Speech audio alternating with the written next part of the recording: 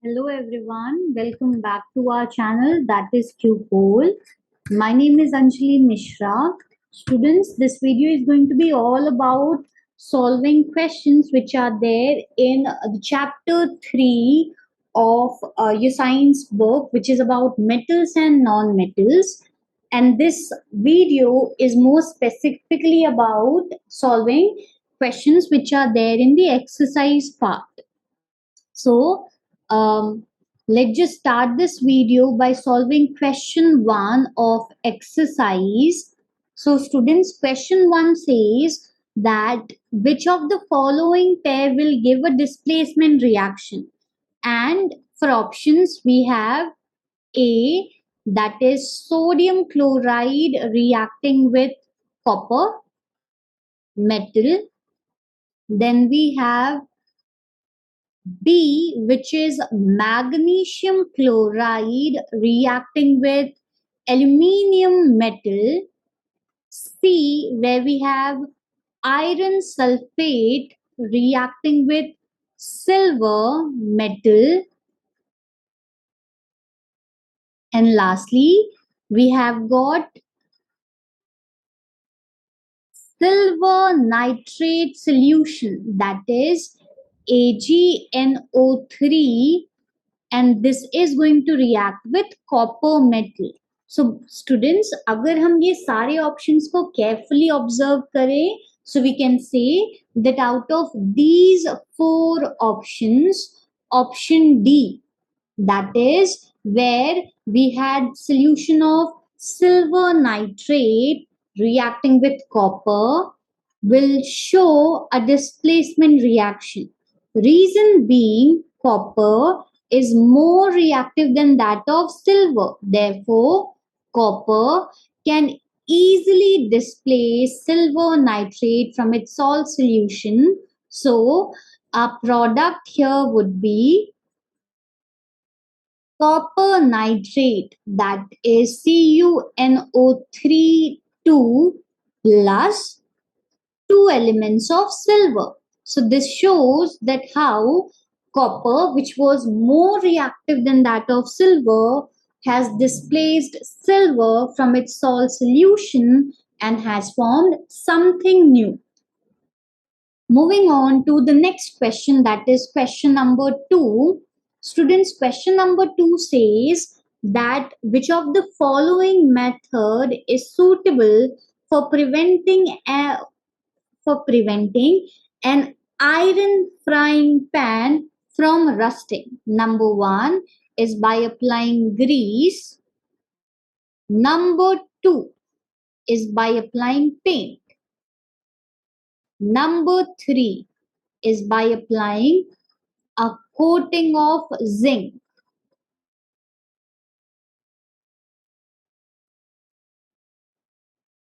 And number 4 is all of the above.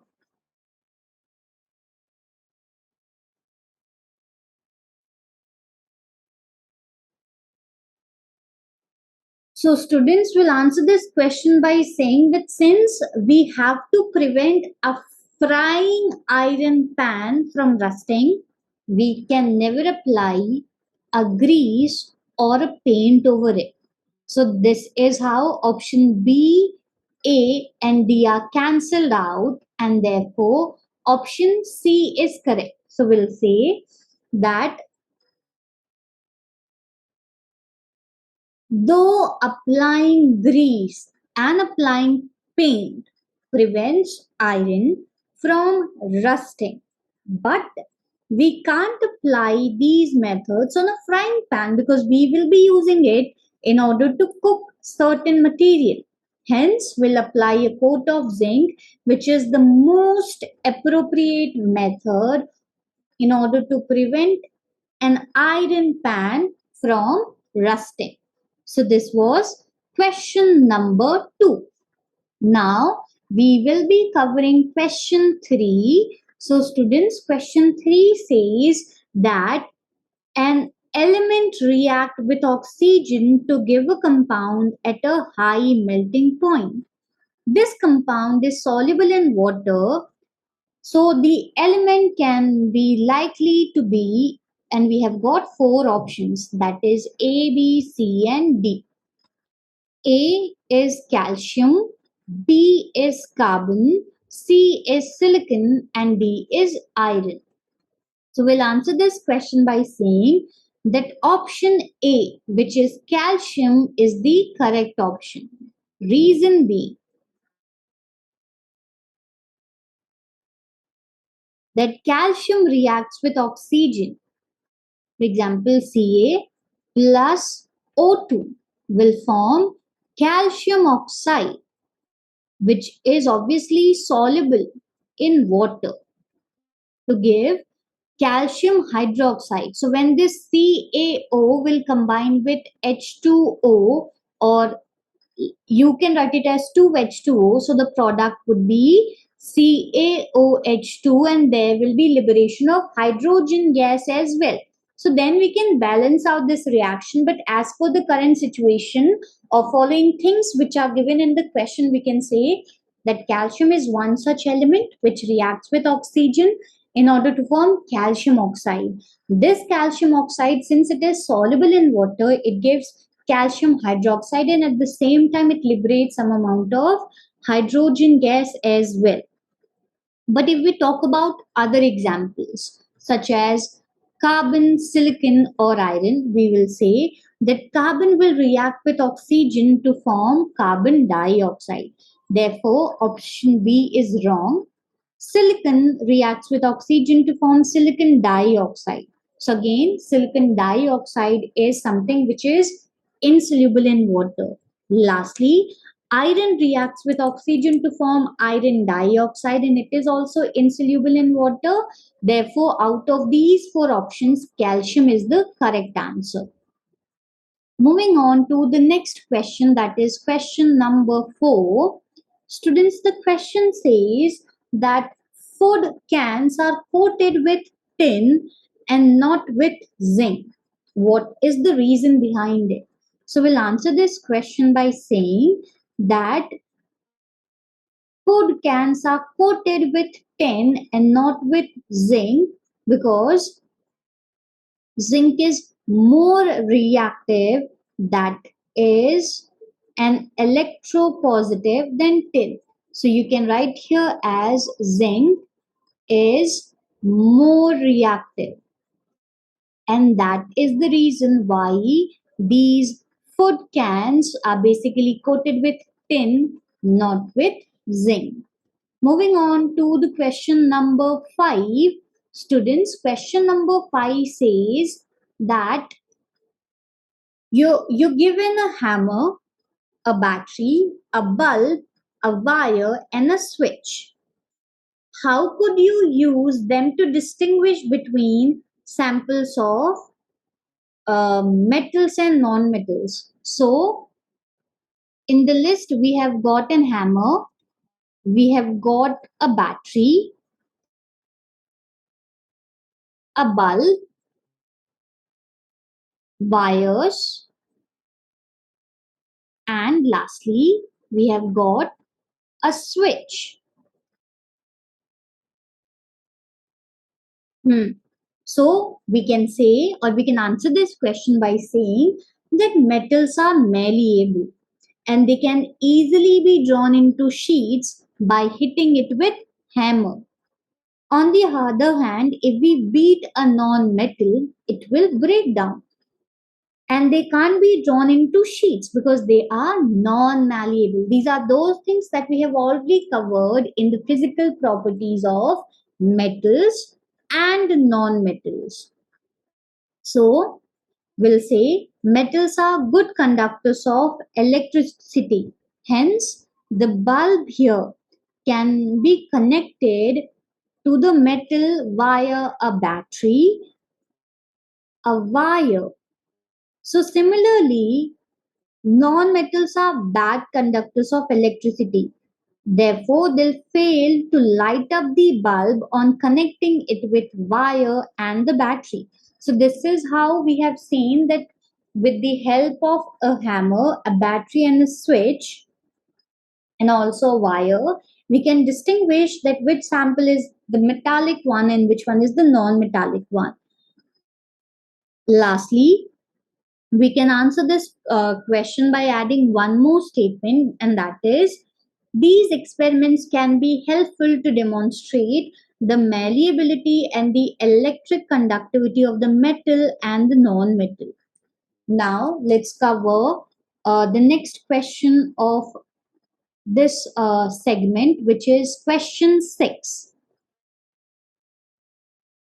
So students, question 6 कहता है that what are amphoteric oxides, and we have to give two examples of it. So we'll answer this question by saying that oxides that react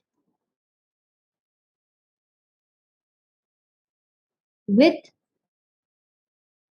acids and bases both in order to form salt and water are known as amphoteric oxides. Examples are lead oxide and aluminium oxide. So we'll say that amphoteric oxides are the ones that will be reacting with both acids, one second, that will be reacting with both acids as well as bases in order to form salt and water. And the best example of this is lead oxide as well as aluminium oxide. So this was question number 6, and now is the time to cover question number 7. So students, question number 7 में कहा गया है that name two metals which will displace hydrogen from its dilute acids and two metals which will not. बहुत simple है. We'll say that zinc and magnesium.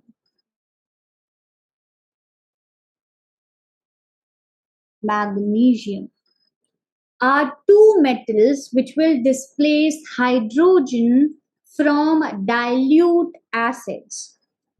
Because they are very reactive. So we can write here as very reactive. That is how they can displace hydrogen from the dilute acids.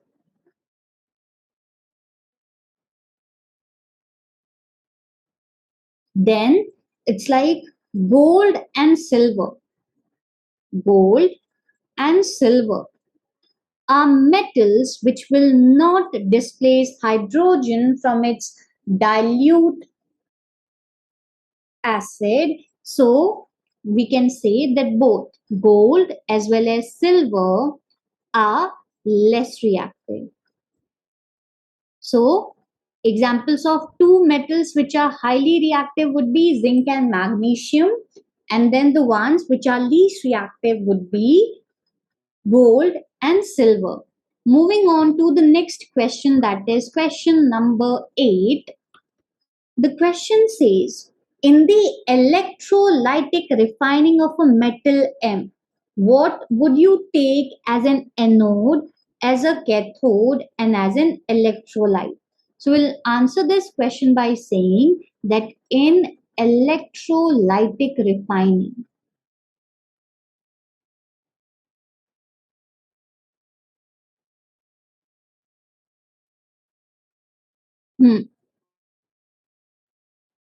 we'll say that a thick and impure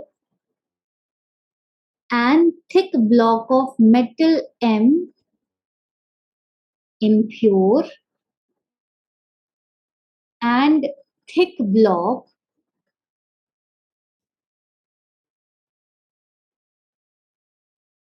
of metal is taken as anode. Thin strip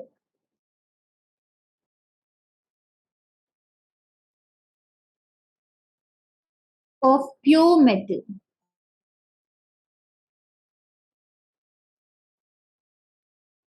is taken as cathode.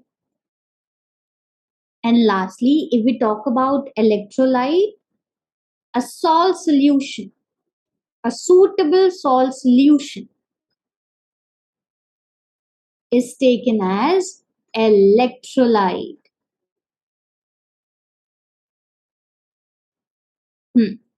So this is how we perform electrolytic refining. Moving on to the next question, that is question number 9.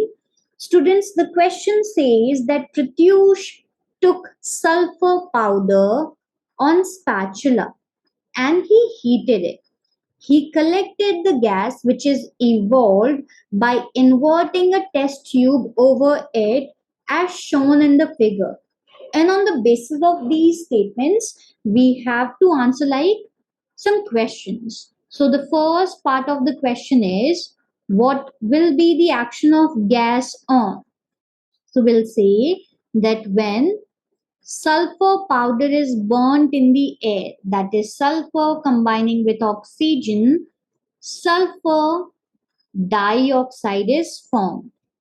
Then the first part of question A is, what kind of observation we'll see on dry litmus paper? So we'll say that there will be no effect on dry litmus paper. Then the second part of the question is, what type of observation we'll see in moist litmus paper? So we'll say that sulfur dioxide will turn moist litmus paper from blue to red color. Reason being, as sulfur dioxide combines with water, it forms sulfurous acid. And then the last part of this question, that is the B part, says write a balanced chemical equation for the reaction taking place. So we have sulfur plus oxygen makes sulfur dioxide, and then this sulfur dioxide, when it will combine with water, the product would be like H2SO3, which is called as sulfurous acid. Moving on to the next question. Students, this is going to be question number 10. Question says, state two ways by which we can prevent rusting of iron. So we'll answer this question by saying that rusting of iron can be prevented by applying paints. Obviously, paint kar dene se there will not be any direct contact between uh, the metal and the moisture, and that's how we can protect the thing from getting rusted. And the second one would be by applying grease. All right, so these are the two, like although there are multiple methods by which we can protect or we can prevent rusting of iron, but since they have asked about two such ways, we'll say one is by applying paint and the second one is by applying oil slash, I'm sorry, by applying grease slash oil. Moving on to the next question, that is question number 11. So students, this question says, what type of oxides are formed when non-metal combine with oxygen? So we'll say when non-metal combines with oxygen, it forms either acidic या फिर neutral oxides.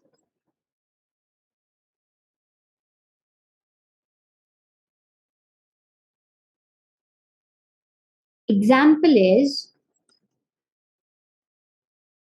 N2O5 या फिर N2O3 are acidic oxides,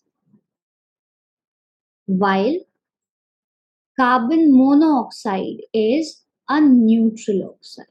So that is how we can say that Jabibi non-metals will be reacting with oxygen, or they will be combining with oxygen, will either get an acidic oxide या फिर will get a neutral oxide. Then we have our next question, which is question number 12. So this question is basically about giving reasons. So the first question is, we have to give reason that why platinum, gold, and silver are used to make jewelry. So we'll answer this question by saying that all three of them, platinum, gold, and silver, are very less reactive. Hence, they are not affected by air or water or any other chemical. So these metals have got lustre, and they are malleable as well as ductile, and also they have got high corrosion resistance in nature, and that is how we can use these three things for making jewelry.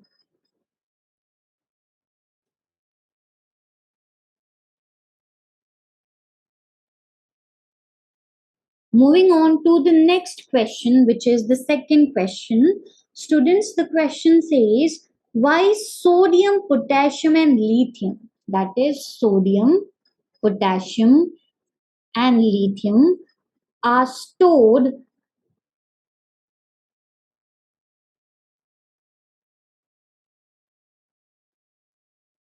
under oil. So we'll answer this question by saying that all three of them, sodium, potassium, and lithium, readily reacts with water to produce lot of heat. As a result, hydrogen gas is evolved in the reaction, and this can result in fire. So on exposure to water, they react with moisture that is present in the atmosphere.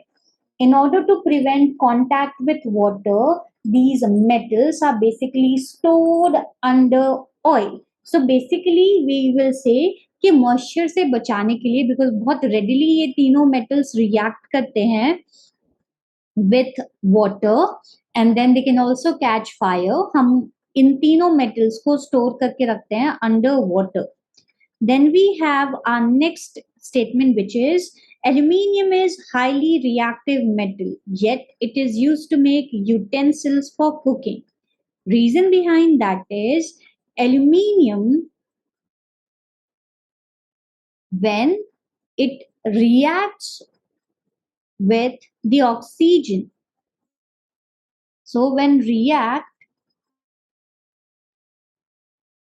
with oxygen,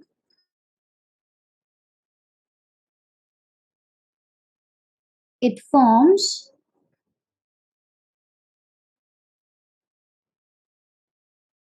aluminium oxide.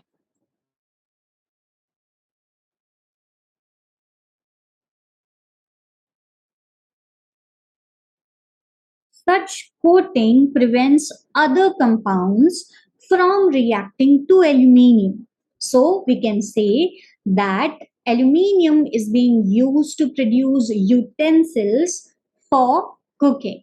Lastly, we have the last statement, which says that carbonate and sulphide ores are usually converted to oxides during the process of extraction.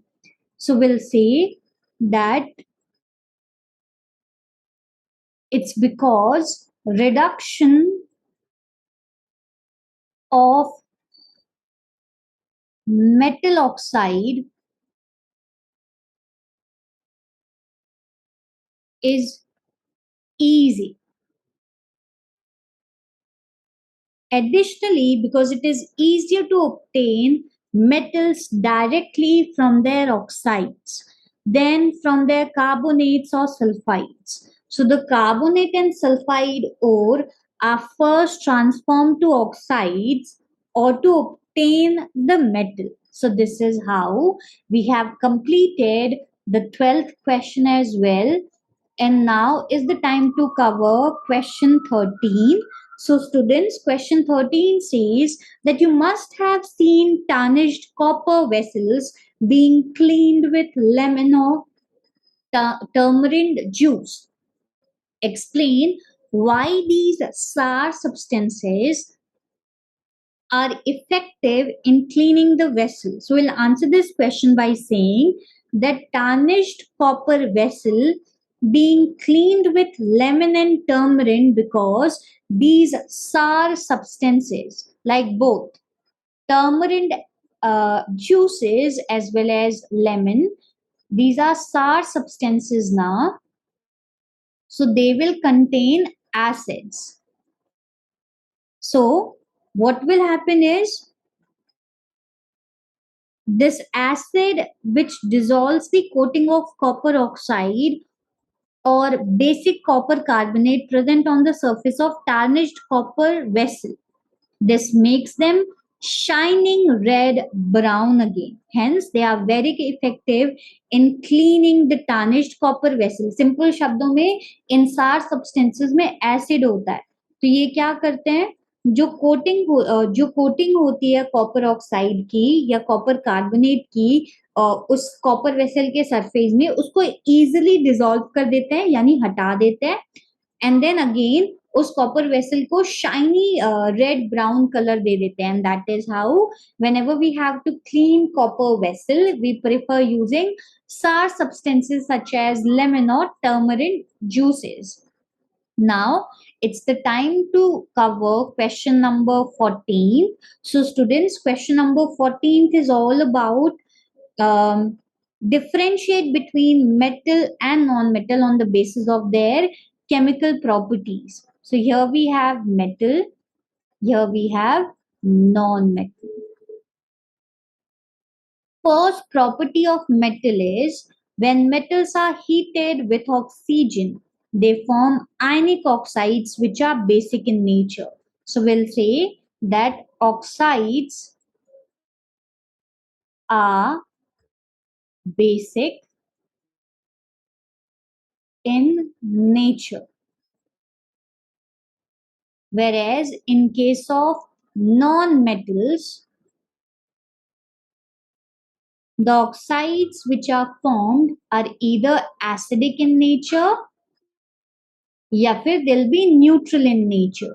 So that's the first difference in the chemical properties of metals and non-metals. Moving on to the second difference, metals are electropositive elements. Reason being जब भी metals electrons lose करते हैं they acquire positive charge, therefore these are going to be electropositive elements. And since non-metals exactly opposite होते हैं to that of metals, here these are going to be electronegative elements. कौन से elements? Electronegative elements. Reason being, when non-metals gain electron, they also acquire negative charge on them, because ये show करेगा that now these elements are having more number of electrons as compared to that of protons. Then the other properties would be metals are good conductors of heat and electricity, but non-metals are poor conductors of heat and electricity. Metals are reducing agent. Like we can use metals as reducing agent. For example, um, in case of displacement reactions, if we talk about non-metals, these are good oxidizing agent, which is why carbon is used in the reduction method, where metal oxides, when combined with copper, they get converted into pure metals. So these non-metals are going to be good oxidizing agent. Then we can say that metals are lustrous, but non-metals are non-lustrous. So with this, we have covered around five differences between metals and non-metals. Students one by one सारे statements को आप लोग carefully सुनिएगा and then सारे ही statements को आप लोग note down भी करिएगा. So we have our next question, that is question number 15. Students, this is actually the second last question of this chapter. So बच्चों question कहता है that a man went door to door posing as a goldsmith. He promised to bring back the glitter of old dull gold ornaments. An unsuspecting lady gave a set of gold bangles to him, which he dipped in a particular solution. The bangles sparkled like new, but their weight was reduced drastically. The lady was upset, but after a futile argument, the man beat a hasty retreat. Can you play the detective in order to find the nature of the solution he has used? So we'll say that the person might would have used the solution of aqua regia. Aqua regia, which is like a royal water in Latin. Basically, this aqua regia is a mixture of two different compounds. It has both hydrochloric acid and nitric acid as well, where the quantity of hydrochloric acid is 3 and nitric acid is 1. So aqua regia is capable of dissolving noble metal like gold and platinum. When the upper layer of dull gold ornaments is dissolved, they, they lose their weight. So this was about question number 15, and now is the time to cover the last question of this chapter. The question is, give reasons why copper is used to make hot water tank and not steel, which is an alloy of iron. So we'll say copper is used to make hot water tank and not steel because copper does not react with water. Like copper will not react with water or steam, whereas iron will react with water and steam to corrode the tank, because we have learnt about what is corrosion and rusting. So this proves the fact that why iron can't be used to make water tanks, but copper can definitely be used to make water tanks. So students, with this we have covered all the questions which were there in the exercise part of chapter 3. I hope this video would have been helpful for you. Students, while you people are watching this video, make separate notes so that these notes will be helpful for you. So with this, we'll end, I will end this video here. Thank you.